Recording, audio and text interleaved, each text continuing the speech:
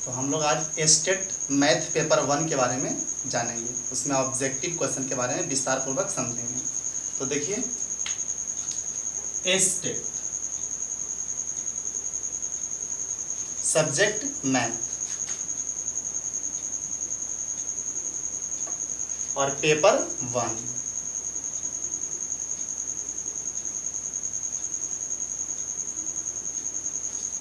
तो पेपर 1 में कुल टोटल क्वेश्चन 150 रहेंगे और एक नंबर का, अर्थात 150 अंक, जिसमें कि 100 अंक आपका सब्जेक्ट और 50 अंक जनरल, जिसमें रीजनिंग और आपका टीचिंग एप्टीट्यूड।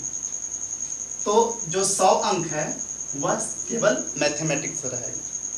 तो यह जो क्वेश्चन रहेगा वह 3 पार्ट्स में बटा हुआ रहेगा।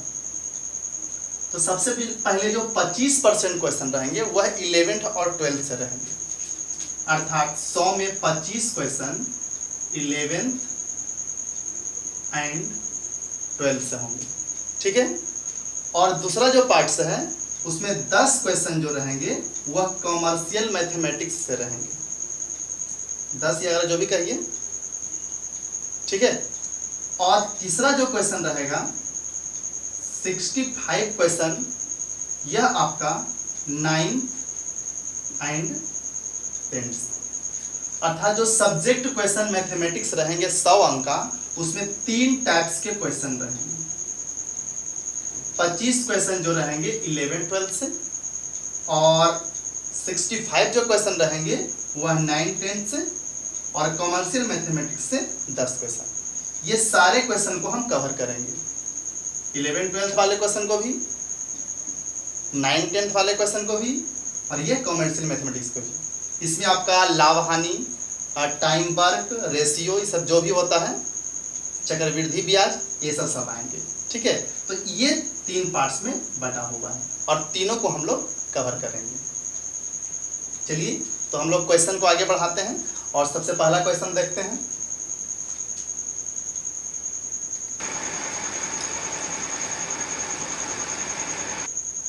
चलिए तो हम लोग फर्स्ट नंबर क्वेश्चन देखते हैं।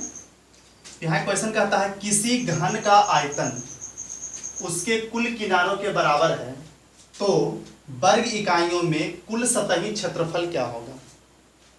ऑप्शन दिया हुआ है, अगर आप जानते हैं तो जल्दी से कमेंट बॉक्स में इसका जवाब दीजिए। देखिए सबसे पहले इसमें क्या कहता है कि घन का आयतन उसके कुल किनारों के बराबर है। तो घन में कितने किनारा होते हैं, ये घन हुए, किनारा अर्थात भुजा। जिस प्रकार से अगर त्रिभुज की बात करें तो बोलेंगे इसमें 1 2 3 भुजा होते हैं। अगर आयत की बात करें तो 1 2 3 4 भुजा होते हैं, 4 किनारा होते हैं। उसी प्रकार से सबसे पहले जानना है कि इस घन के अंदर कितने किनारा है, कितने भुजा हैं। तो 1 2 3 4, उसका 5 6 7 8, और एक उधर 9 10 11 12, अर्थात 12 किनारा इसमें हो जाएगा। तो घन में कितने किनारे होंगे, 12 किनारे होंगे। तो यह कहता है किसी घन का आयतन, घन का आयतन क्या होता है, भुजा क्यू होता है, अर्थात एक क्यू। किसी घन का आयतन उसके कुल किनारों के बराबर है। घन का जो आयतन है उसके कुल किनारों के बराबर है, अर्थात इसमें किनारा कितना हुआ था, 12। तो 12 ए कह सकते हैं हम, ठीक है। अब यहाँ पर ए क्यू है और ये से कट जाएगा, तो यहाँ पर ए स्क्वायर बराबर 12 बचेगा, ए स्क्वायर इक्वल टू 12 बचेगा। अब इसमें क्वेश्चन क्या कहा है, क्वेश्चन कहता है तो यहाँ तो था कि आयतन उसके कुल किनारों के बराबर है, तो हम लोग ए स्क्वायर का मान 12 निकाल लिए। यहाँ कहता है तो कुल सतही क्षेत्रफल, तो घन का कुल सतही क्षेत्रफल क्या होता है, अर्थात घन का कुल पृष्ठीय क्षेत्रफल क्या होता है, 6 गुने भुजा स्क्वायर। क्या होता है, 6 गुने भुजा स्क्वायर। तो 6 और भुजा का मान देखिए दिया हुआ था, ए स्क्वायर का मान यहाँ पर जो है उसका मान 12 दिया हुआ है। तो 12 6 कितना हो जाएगा, 72। तो कौन सा आंसर हुआ, आंसर नंबर सी हुआ। इसे नोट कर लीजिए और हम नेक्स्ट क्वेश्चन की ओर आगे बढ़ते हैं। जल्दी से इसे नोट कर लीजिए। चलिए तो हम लोग क्वेश्चन नंबर 2 देखते हैं। यहाँ पर कहता है एपी के पहले और अंतिम अंक 1 और 11 हैं। यदि इसके अंकों का योग 36 है तो अंकों की संख्या होगी।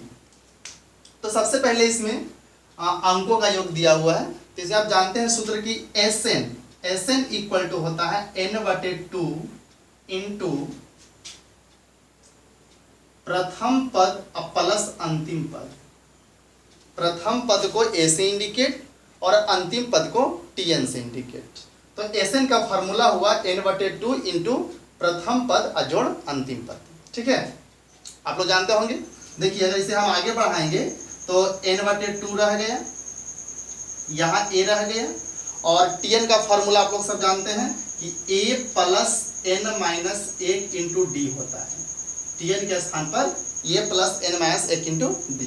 तो आपका n/2 इंटू a हो जाएगा 2a plus n minus 1 into D. आप इसे जानते होंगे Sn का फार्मूला। तो Sn का फार्मूला ये भी होगा और Sn का फार्मूला ये भी होगा। ठीक है, क्योंकि इसी से ये फार्मूला आया है। तो हमने कहा Sn बराबर पदों की संख्या बटे 2 इंटू प्रथम पद अजोड़ अंतिम पद। ठीक है, तो देखते हैं इस पर कैसे हिसाब बनेगा।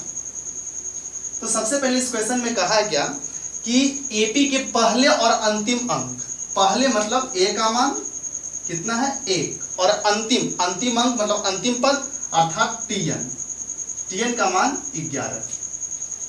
अब कहता है यदि इसके अंकों का योग 36 है अर्थात Sn इक्वल टू 36, तब क्या कहता है, तो अंकों की संख्या अर्थात n का मान पूछा है, n इक्वल टू 1। तो यहाँ पर इसको रख देते हैं। Sn का वैल्यू 36 दिया हुआ है, n/2 n का मान पूछा गया है। प्रथम पद आपका 1 है और अंतिम पद आपका 11 है। ठीक है, यहाँ पर 36 इज इक्वल टू n/2, इधर होगी आपका 12, तो 12 तिया 36। ठीक है, तो ये गुना हो जाएगा, इधर कुछ नहीं 1 तो 1 n इंटू 1 n और 3 दूना 6, अर्थात अंकों की संख्या कितनी होगी 6 होगी। यह आपका आंसर है। चलिए जल्दी से नोट कर लीजिए और नेक्स्ट हम क्वेश्चन आगे बढ़ाते हैं। क्वेश्चन नंबर 3 की ओर चलते हैं, जल्दी से नोट कर लीजिए क्वेश्चन को। चलिए हम लोग क्वेश्चन नंबर 3 की ओर बढ़ते हैं। कहता है वह बिंदु 7, -6 और 3, 4 को जोड़ने वाले रेखाखंड को 1:2 के अनुपात में आंतरिक रूप से विभाजित करता है। तो ऑप्शन दिया हुआ है। ठीक है, तो सबसे पहले हम किस तरह से बनाएंगे, तो आपको पता है कि अंतर विभाजन कर रहा है। यह हो जाएगा x1 का मान, ये हो जाएगा y1 का मान, ये हो जाएगा x2 का मान, ये हो जाएगा y2 का मान। ठीक है, x1 का मान, y1 का मान, x2 का मान, y2 का मान। और जो 1:2 दिया हुआ है तो इसमें m1 का मान हो जाएगा 1 और m2 का मान हो जाएगा 2। ठीक है, तो अंतर विभाजन का फार्मूला, ठीक है, अंतर विभाजन का फार्मूला क्या होता है, तो वह बिंदु, एक बिंदु है उसका मान मालूम नहीं है तो P हम मान लेते हैं, x, y मान लेते हैं। ठीक है, तो वह बिंदु और अंतर विभाजित कर रहा है तो P into x, y is equal to, यहाँ फार्मूला होता है m1x2 प्लस m2x1। देखिए m1 दीजिए तो x2 दीजिए और m2 तो x1 और m1 प्लस m2। और अब चलेंगे y का स्टेप, x के लिए मान हो गया, y के लिए बस m1, 1 तो 2 रहेगा तो y2, अब प्लस m2 देंगे तो y1 दे देंगे, y1 यानी 1 2 2 1 और m1 प्लस m2। ठीक है, यह बिंदु के लिए वह बिंदु हम लोग P बिंदु मान लिए हैं। तो m1 का वैल्यू दिया हुआ है 1 और x2 का वैल्यू दिया हुआ है 3 प्लस m2 का वैल्यू दिया हुआ है 2 और x1 का वैल्यू दिया हुआ है 7 अपॉन m1 का मान 1 प्लस 2। ठीक है, इधर आते हैं, m1 का वैल्यू यहाँ से 1 और y2 का वैल्यू यहाँ से 4 प्लस m2 का वैल्यू यहाँ से 2 और y1 का वैल्यू आपका -6। Upon 1 plus 2। ठीक है, तो आप ये समझ गए होंगे। तो आगे बढ़ते हैं। तो 3 इंटू 1 3 प्लस यहाँ पर 3 हो जाएंगे और यहाँ पर 4 और माइनस 12 अपॉन 3। यहाँ ध्यान दीजिएगा, जो पहला स्टेप है x1 होगा, सेकेंड स्टेप जो है y1 होगा, यहाँ x2 y2 होगा। हमने इसको इस वैल्यू पर रख दिया है। m1 का वैल्यू आप यहाँ से लिखेंगे, m2 का वैल्यू आप यहाँ से रखेंगे, x2 का वैल्यू आप देखिए यहाँ से रख देंगे 3, और आपका x1 का वैल्यू जो है वह 7 है, और इस तरफ आपका m1 का मान तो 1 है, और y2 का वैल्यू आप यहाँ से रखेंगे 4, और इस तरह से m2 का वैल्यू आप रखेंगे कितना, ये 2, और आप y1 का वैल्यू रखेंगे -6। तो यहाँ पर आपका हो जाएगा 14 और 3 17/3, और यहाँ पर घटेगा तो -8/3। तो ये जो P बिंदु हुआ यह 17/3 और -8/3 हुआ। लेकिन इसमें आंसर में क्या कहा है, क्वेश्चन क्या कहता है कि यह ऑप्शन में प्रथम चतुर्थांश, सेकेंड चतुर्थांश, थर्ड या फोर्थ। ठीक है, यहाँ आंसर नहीं लिखा हुआ है, चतुर्थांश लिखा हुआ है। तो आपको क्या करना है, सबसे पहले क्या जानना है, कोऑर्डिनेट के बारे में जानना है। चलिए, तो सबसे पहले देखिए इस तरह से चतुर्थांश होता है। ठीक है, यहाँ y डैश x डैश और यहाँ x। क्लियर, ये फर्स्ट, और यह चतुर्थांश जो होता है काटतीय तल एंटी क्लॉक, घड़ी घूमने के विपरीत है। तो यहाँ 1 हुआ, यहाँ 2 होगा, यहाँ थर्ड होगा, और यहाँ फोर्थ होगा। क्लियर। अब इसमें क्या होता है कि फर्स्ट में देखिए ये जो स्टेप है, ये जो अक्ष देखते हैं इसमें डैश नहीं लगा हुआ है, इसलिए यह पॉजिटिव होता है। ये भी देख रहे हैं पॉजिटिव होता है। तो जो प्रथम जो पार्ट से है, प्रथम जो घर घिरा हुआ है वह दोनों पॉजिटिव पार्ट से घिरा हुआ है। तो पहले x का मान पॉजिटिव और y का मान पॉजिटिव। अगर दोनों का मान पॉजिटिव में रहेगा तो प्रथम चतुर्थांश में होगा। यहाँ आते हैं, इस पार्ट्स को आप देखिए, तो इस पार्ट्स में आप क्या देख रहे हैं कि जो x का है x डैश है, मतलब यह पहले नेगेटिव हो जाएगा और उसके बाद y है इसलिए पॉजिटिव हो जाएगा। अगर पहला अंक जो हुआ वो नेगेटिव और सेकेंड अंक पॉजिटिव तो वह सेकेंड चतुर्थांश में होगा। यहाँ आते हैं, यहाँ पर आपका थर्ड वाले में देखिए x जो है वह डैश है, अतः ये जो होता है अक्ष यह नेगेटिव होता है, और ये जो होता है वह भी नेगेटिव होगा। क्लियर। अब आगे देखते हैं, इधर इस तरफ आते हैं, 4 में x पॉजिटिव है और y क्या है, ये आपका नेगेटिव है। तो पहले प्लस और फिर माइनस, आपका कहाँ पड़ेगा, चतुर्थ में। यहाँ देखिए जो पहला अंक है यह पॉजिटिव है और दूसरा अंक जो है यह नेगेटिव है। ठीक है, तो ये आंसर कौन सा होगा, ये जो बिंदु पड़ रहा है वह चतुर्थांश में पड़ रहा है, इसलिए इसका आंसर डी होगा। चलिए इसे नोट कर लीजिए, फिर हम लोग नेक्स्ट क्वेश्चन पर आगे बढ़ते हैं।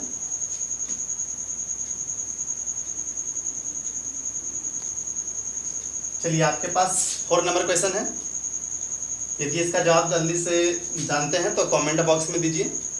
आप वीडियो को रोक ले सकते हैं और फिर बना के कमेंट बॉक्स में जवाब दे सकते हैं, उसके बाद हम बनाएंगे। तो देखिए क्वेश्चन क्या कहता है, नीचे दिए गए चित्र में ABCD एक समांतर चतुर्भुज है जहां की AE परपेंडिकुलर DC, AE जो है AE DC पर लंब है और CF परपेंडिकुलर AD, अर्थात CF जो है AD पर परपेंडिकुलर है। उसके बाद AB का मान 16 दिया हुआ है, AE का मान 8 दिया हुआ है और CF का मान 10 दिया हुआ, तो AD का मान पूछा गया है। तो चलिए इसको सॉल्व करते हैं। तो सबसे पहले देखिए इसमें AB कितना दिया हुआ, 16, मतलब कि इसका मान 16 हो गया। ठीक है, 16 सेंटीमीटर। और AE का मान 8 दिया हुआ है, AE मतलब कौन सा हो गया, ये बीच वाला मान कितना दे दिया, 8 सेंटीमीटर। AE का मान 8 सेंटीमीटर। और किसका दिया हुआ, CF मतलब ये, इसका वैल्यू कितना दिया गया है, 10 सेंटीमीटर, ये मान दिया गया है। तो आपसे किसका वैल्यू पूछा गया, AD मतलब इसका वैल्यू पूछा गया है। ठीक है, तो सबसे पहले यहाँ पर किसका फिगर है, समानांतर चतुर्भुज का। तो समानांतर चतुर्भुज का क्षेत्रफल क्या होता है, आधार गुने ऊंचाई। तो सबसे पहले देखिए इसमें करना क्या है, आधार आप इसको समझिए। ठीक है, आधार DC को, समांतर चतुर्भुज का क्षेत्रफल क्या होता है, आधार गुने ऊंचाई होता है। क्या होता है, आधार इंटू ऊंचाई क्षेत्रफल। ठीक है, तो आधार इंटू ऊंचाई होता है। तो इसमें देखिए आप क्या करना है कि आधार आप समझिए DC, ठीक है, और एक बार आधार समझिए AD को, 2 बार इसमें आधार हो जाएगा। और जैसे भी कीजिए आधार इंटू ऊंचाई करेंगे क्षेत्रफल इक्वल आएगा। तो आधार अगर हम DC लेते हैं तो इसका जो ऊंचाई होगा AE होगा, AE अर्थात आधार गुने ऊंचाई क्षेत्रफल हो जाएगा। अगर कोई स्टूडेंट चाहे तो आधार AD को ले सकते हैं और ऊंचाई CF को ले सकते हैं, आंसर उतना ही आएगा, क्योंकि आधार आपका DC है तो ऊंचाई आपका AE हो जाएगा। तो आधार गुने ऊंचाई समांतर चतुर्भुज का क्षेत्रफल। अब यहाँ पर कोई स्टूडेंट आधार इसको मान लेंगे AD को, तो ऊंचाई आपका FC या CF हो जाएगा, तो उसका भी क्षेत्रफल सेम आएगा। अब यहाँ पर DC का मान प्रश्न में नहीं दिया हुआ, AB का मान दिया हुआ 16 है। तो समांतर जितना आमने सामने की भुजा इक्वल होता है, तो AB अगर 16 है तो DC भी क्या होगा, 16 हो जाएगा। ये आप समझ गए। AE का वैल्यू प्रश्न में दे दिया है 8 इज इक्वल टू AD आपका क्वेश्चन है, पूछा गया है AD का वैल्यू, AD देते हैं।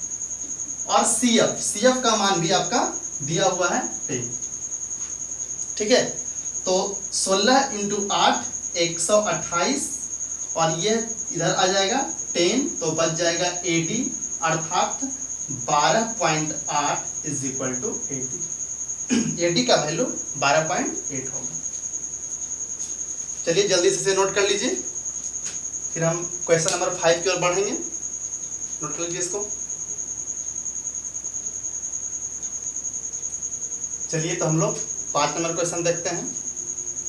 तो इसमें कहता है वृत्त x प्लस 5 का whole square plus y minus 3 का whole square is equal to 36 का केंद्र व त्रिज्या है। ठीक है, तो ये क्वेश्चन आपका, ये आपको बताया गया सब फर्स्ट में सिलेबस में कि आपका जो 25% क्वेश्चन रहेंगे वो आपका 11-12 से रहेंगे, और 65 क्वेश्चन 9-10 से।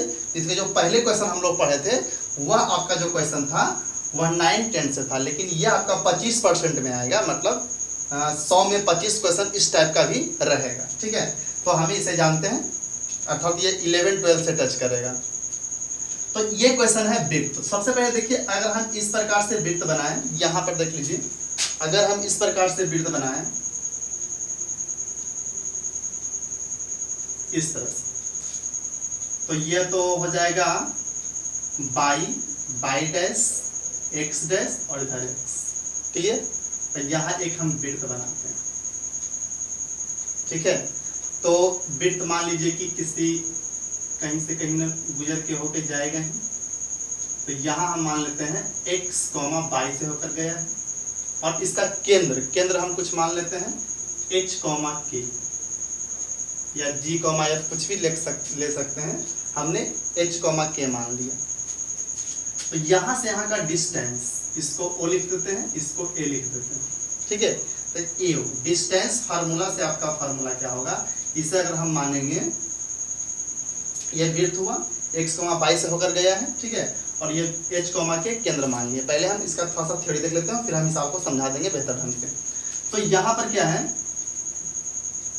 कि अगर हम इसे मानेंगे, ये जो है h, k को, अगर ये है आपका h, k, इसे हम x1 और y1 मान लेते हैं, और ये वो है, और उसके बाद आपका ये a है x, y, इसे हम x2 और y2 मान लेते हैं। ठीक है, तो डिस्टेंस फार्मूला से, दूरी सूत्र से आपका OA बराबर हो जाएगा √x2 माइनस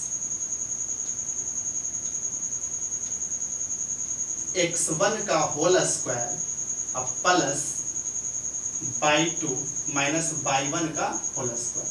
ये डिस्टेंस फार्मूला से हो जाएगा।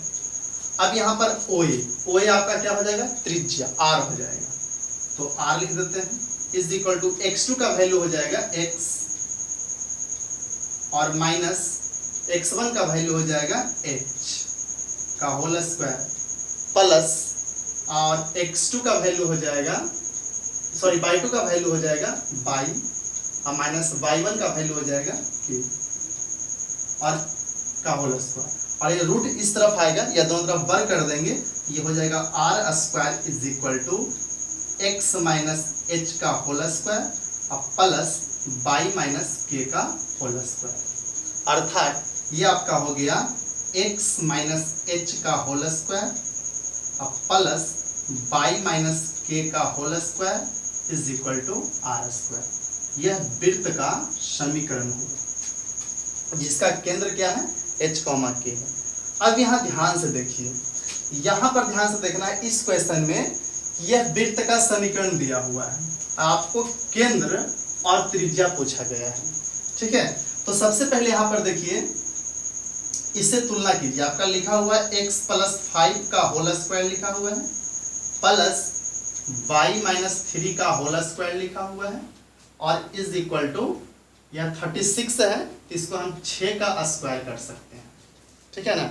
अब यहाँ पर देखिए माइनस h का मान कितना आ गया है, यहाँ पर माइनस h के स्थान पर कितना है प्लस 5 है। क्लियर। और आगे बढ़ते हैं तो यहाँ पर माइनस k के स्थान पर कितना है -3, क्योंकि h और k हम लोग केंद्र माने थे। तो यहाँ पर h का वैल्यू हो जाएगा -5 और k का वैल्यू माइनस माइनस कैंसिल हो जाएगा तो 3 हो जाएगा, अर्थात -5,3।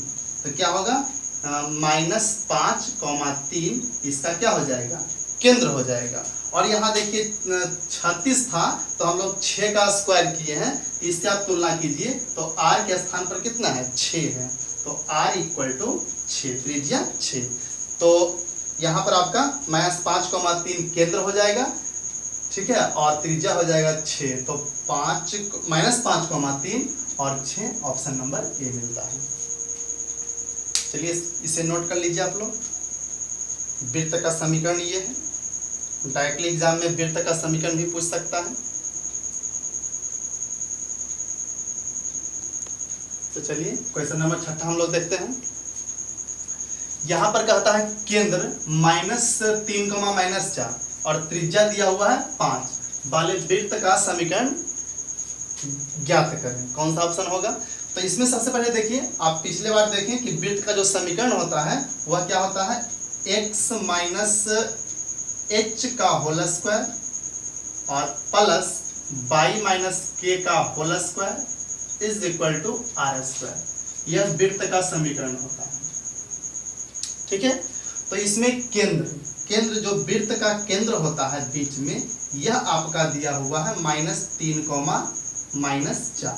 अब समझ गए होंगे यह मान किसका है h, k का मान है।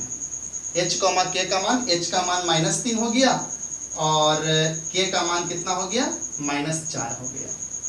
और इसमें त्रिज्या लिखा हुआ है, मतलब r का मान कितना हो गया 5 हो गया। अब इसके ऊपर रख देते हैं समीकरण के ऊपर, तो यहाँ पर x लिखा हुआ है और यहाँ पर देखिए माइनस है ना।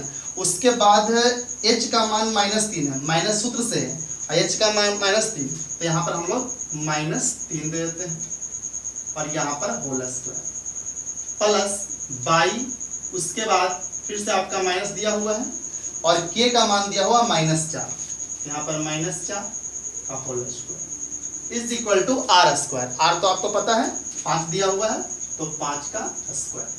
अब यहाँ पर माइनस इंटू माइनस प्लस हो जाएगा, तो x प्लस 3 का whole square plus y plus 4 का whole square is equal to 25। कौन सा आंसर होगा? x प्लस 3 y प्लस 4, ये सी नंबर आंसर होगा। ठीक है, लेकिन इसमें एक बात और समझ लीजिए थोड़ा सा। अगर मान लीजिए इस प्रकार का इसी क्वेश्चन में ऑप्शन ना हो तो किस प्रकार का ऑप्शन रह सकता है? तो देखिए इसे आप थोड़ा सा आगे बढ़ाइए, इसे आप आगे बढ़ाइए तो a प्लस बी का होल स्क्वायर क्या होगा a स्क्वायर और प्लस बी स्क्वायर 9 और प्लस 2ab मतलब 6x प्लस यहाँ क्या हो जाएगा नीचे लिख देते हैं, यहाँ x square plus 9 plus 6x plus इसका वैल्यू वाई स्क्वायर प्लस 16 और प्लस 8x। ठीक है, ये हो गया a प्लस बी का होगा, फिर a प्लस बी का होगा और 25 को सिर्फ ले आइए और माइनस 25 इज इक्वल टू 0। यहाँ पर हो गया आपका एक्स स्क्वायर, ये आपका हो गया वाई स्क्वायर, ये आपका हो गया 6x, ये हो गया आपका 8y। अब यहाँ पर 16 और 9 25, 25 में से 20 हट जाएगा तो समाप्त हो जाएगा, मतलब यहाँ पर प्लस 25 और माइनस 25 इज इक्वल टू 0। ये दोनों कट जाएगा, ये दोनों कट जाएगा तो आपका क्या बचेगा, x square plus y square plus 6x plus 8y is equal to 0। अगर इस प्रकार से भी ऑप्शन दिया जा सकता है, ठीक है, तो आपका ये भी आंसर हो जाएगा वृत्त का समीकरण। तो वृत्त का समीकरण में आप कंफ्यूज नहीं करेंगे, इसे थोड़ा नोट कर लेंगे। ऐसे तो आपका ऑप्शन सी मिला, लेकिन अगर ये ऑप्शन ना दे करके इस प्रकार का ऑप्शन दे तो आप कंफ्यूज नहीं करेंगे, ठीक है। और इस प्रकार का क्वेश्चन अगर आप जानना चाहते हैं तो पेपर 2 अर्थात पेपर 2 का वीडियो मेरा आप देखें तो इससे थोड़ा ज़्यादा भी क्वेश्चन आपको मिल जाएगा वहाँ पर। पेपर 1 में इतना काफ़ी है, और चाहते हैं इससे भी ज़्यादा क्वेश्चन पढ़ने के लिए तो आप मेरा पेपर 2 का वीडियो देख लीजिए, फिर से नोट कर लीजिए। तो चलिए हम लोग नेक्स्ट क्वेश्चन की ओर बढ़ते हैं। तो यहाँ पर क्वेश्चन है, इस श्रृंखला का अधिकतम योग है, अर्थात ये श्रृंखला दिया हुआ है, इसका अधिकतम योग कितना होगा ये आपको पता करना है। तो सबसे पहले श्रृंखला क्या है, 20 है प्लस 19.1/3 है, फिर 18.2/3 इस तरह से गया हुआ है। तो आपका इसका योग अधिकतम योग कितना होगा ये आपको जानकारी लेना है। तो देखिए यहाँ पर 20 है, 20 के बाद देखिए आपका 18 आया है, 18 पूर्ण संख्या में, मतलब पूर्णांक में नहीं है। तो 18 के बाद क्या आएगा, 16 इसी घट के आएगा, फिर क्या आएगा, 16 के बाद आपका 14 आ जाएगा, इस तरह से घट के क्या आ जाएगा, 14 के बाद आपका आ जाएगा 12, 10, 8, 6, 4, 2, फिर घटेगा तो 0, यानी अंतिम जो अंक आएगा वह शून्य रहेगा। तो इससे यह पता लग गया आप लोग का कि प्रथम पद जो है वह 20 है। यह श्रृंखला जो है इस तरह से कमते हुए जा रहा है और लास्ट में क्या आएगा, शून्य आ जाएगा, लास्ट में शून्य आ जाएगा, इसका मतलब अंतिम पद जो है वह शून्य है। अधिकतम योग पूछा है क्योंकि यह कमते हुए जा रहा है। और इसमें डिफरेंस आपको पता है कि क्या होता है, फॉर्मूला D = T2 - T1 होता है, अर्थात दूसरा पद घटा पहला पद। तो दूसरा पद आपका इसमें कितना दिया हुआ है, 19.1/3 में से 20 घटा देना, ठीक है। तो इस तरह से हम लोग कर सकते हैं 19, ऐसे हम प्लस 1/3 लिख सकते हैं, आप जानते होंगे, और माइनस 20। तो 19 में से 20 गया तो माइनस 1 बचेगा, तो 1/3 और माइनस 1, तो आपका यहाँ हो जाएगा -2/3, और ये हो गया D का वैल्यू। आप 19 से 57 का 98/3 करके घटाइएगा तो आपका D का मान -2/3 ही आएगा, ठीक है। तो D का मान कितना आ गया, -2/3। अब आपका क्वेश्चन क्या है, इसका योगफल निकालना है। योगफल मतलब पूरा योग। तो आपको इसमें एक चीज और मालूम नहीं है कि 20 तो प्रथम पद है और अंतिम पद कितना है, 0 है, लेकिन यहाँ में कुल कितनी संख्या है वो पता आपको नहीं है। तो आप यहाँ पर Tn का फॉर्मूला लिखेंगे, Tn = A + n - 1 × D। तो Tn अंतिम पद आप पता कर लिए हैं कि 0 है, ठीक है। प्रथम पद आपका कितना है, यह 20 है, प्लस यहाँ से 20 से लेकर अंतिम 0 तक कितनी संख्या है यह आपको मालूम नहीं है, और डिफरेंस आप निकाल चुके हैं, -2/3 निकाल चुके हैं, ठीक है। अब आगे बढ़ते हैं। तो आप 20 को इस तरफ ला सकते हैं, तो -20 हो जाएगा, और इज इक्वल टू यहाँ पर आपका हो जाएगा n - 1 और इंटू -2/3। तो ये माइनस, यहाँ पर माइनस कैंसिल हो जाएगा, इधर गुना होगा तो 20 दिया कितना हो जाएगा, 60 हो जाएगा, ठीक है। इज इक्वल टू n - 1 × 2, ये माइनस कैंसिल हो गया, तो 2 से ये कटा 30 बाजी, तो -1 इधर आएगा, तो 30 और +1 इज इक्वल टू n, अर्थात n का मान कितना हो गया, n का मान हो गया 31। n का मान कितना हो गया, 31। आपको इसमें निकालना क्या है, ये तो आपका इस तरह से शॉर्ट में कर सकते हैं। आपको इसमें क्या निकालना है, पदों का योगफल निकालना है, अर्थात एसएन। तो एसएन आपको पहले बताया है n/2 इनटू प्रथम पद प्लस अंतिम पद। ठीक है, हम लोग पहले भी क्वेश्चन पढ़े इस तरह से, n/2 इनटू प्रथम पद प्लस अंतिम पद। तो n की संख्या आपका 31/2 हो जाएगा, n का मान 31 है और बटे 2। प्रथम पद आपका कितना है, 20 है, और अंतिम पद कितना आपका 0 है, अंतिम पद 0 है। तो 20 + 0 20 हो जाएगा, तो 31/2 इंटू 20 आपका ये कट जाएगा 10, तो कितना हो जाएगा 310 हो जाएगा आंसर। क्या आएगा 310। तो ऑप्शन नंबर ए। चलिए इसे नोट कर लीजिएगा, नोट कर लीजिए, फिर आगे क्वेश्चन पढ़ते हैं हम लोग। चलिए तो हम लोग क्वेश्चन नंबर 8 की ओर बढ़ते हैं। इसमें क्वेश्चन क्या लिखा हुआ है, एपी का पहला, दूसरा और अंतिम पद ए, बी और 2a है। ठीक है, तो इसका योग निकालें। तो योग आप जानते हैं, एसएन का फार्मूला क्या होता है, n/2 इंटू, आप ये भी कर सकते हैं कि 2a + n-1 इंटू डी भी कर सकते हैं, या इसे हम शॉर्ट में कहते हैं a + tn, a + tn। ये फार्मूला पर भी आप हिसाब बना सकते हैं। तो इसमें आप देखिए कि प्रथम पद a का मान, प्रथम पद जो है a है, ये दिया हुआ है, अर्थात आप इसका मान तो मालूम कर लिए। tn अंतिम पद भी आपको पता है 2a है, ये भी आपको पता है, अर्थात प्रथम पद भी मालूम है a और अंतिम पद 2a मालूम है। तो आपको बच गया किसका मान, सिर्फ बच गया n का मान निकल जाएगा आपका, एसएन आप निकाल सकते हैं। तो n का मान के लिए आपको tn चलना पड़ेगा। तो यहाँ पर tn = a + n-1 into D होता है फार्मूला। और इस फार्मूला में देखिए a चाहिए, n तो निकालना ही है, और d चाहिए। तो a का मान तो आपका है, लेकिन d का मान नहीं है। तो d का फार्मूला होता है t2 - t1, दूसरा पद घटाओ पहला पद। दूसरा पद आपका कितना हो गया, b है, अब पहला पद कितना आपका है, पहला पद a है, अर्थात d का मान b - a हो गया। अब यहाँ आ जाइए, तो tn अंतिम पद कितना है, 2a है, = प्रथम पद कितना है, तो प्रथम पद आपका a ही है, अब प्लस n का मान मालूम करना है, क्योंकि आपको एसएन निकालना है।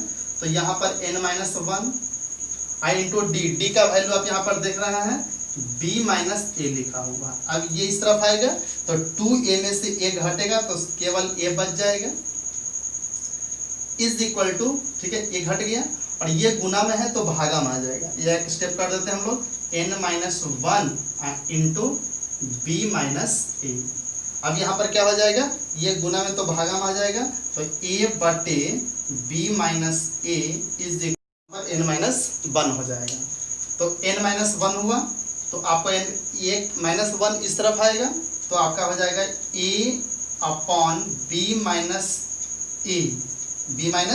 a, और -1 तो +1 n, क्या हो जाएगा, n हो जाएगा। अब यहाँ पर हम लोग एलसीएम लेंगे, तो क्या हो जाएगा यहाँ पर a + b - a/b - a। ठीक है, तो बच जाएगा n, अर्थात n का वैल्यू कितना हो जाएगा, n का वैल्यू ये तो कट जाएगा, तो बच जाएगा b, n का वैल्यू हो जाएगा b बटा में आ जाएगा b - a। ये आपका हो जाएगा n का वैल्यू हो जाएगा। अब इसमें n का वैल्यू तो आ गया आप लोग का। अब यहाँ पर आना है क्वेश्चन में, एसएन का मान निकालना है।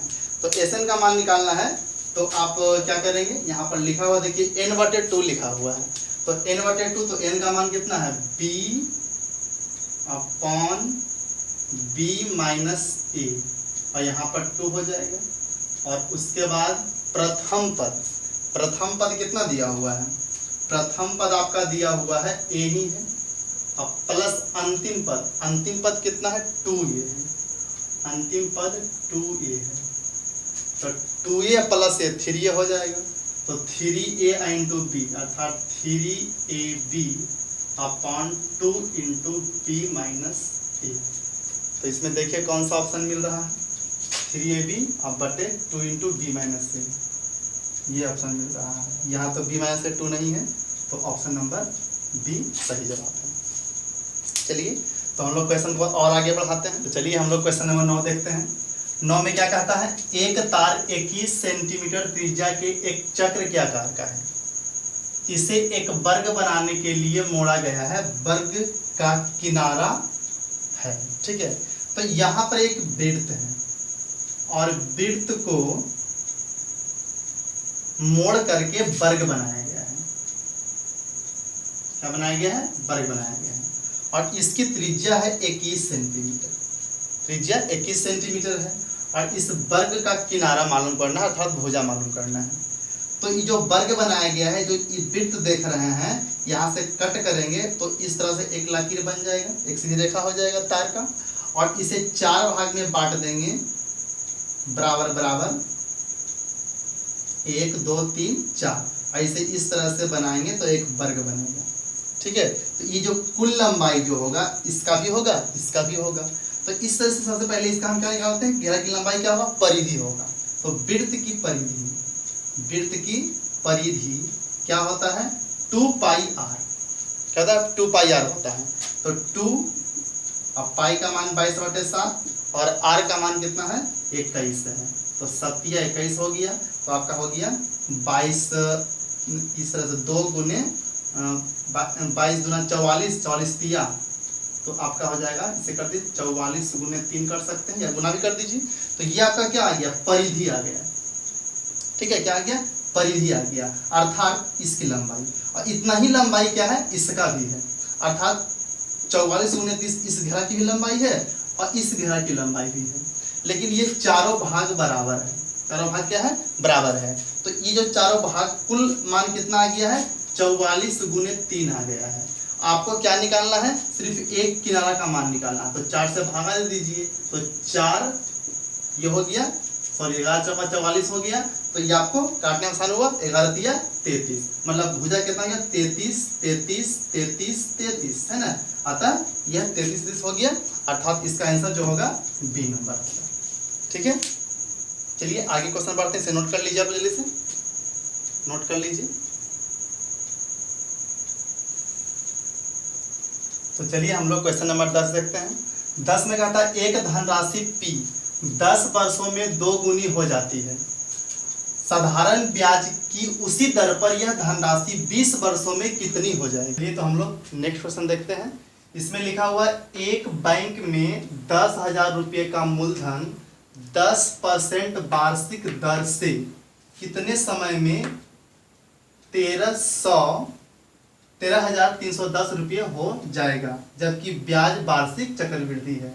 ऑप्शन इसमें देते हैं 3 वर्ष, बी नंबर 4 वर्ष, सी नंबर 5 वर्ष और डी नंबर इनमें से कोई नहीं, इनमें से कोई नहीं।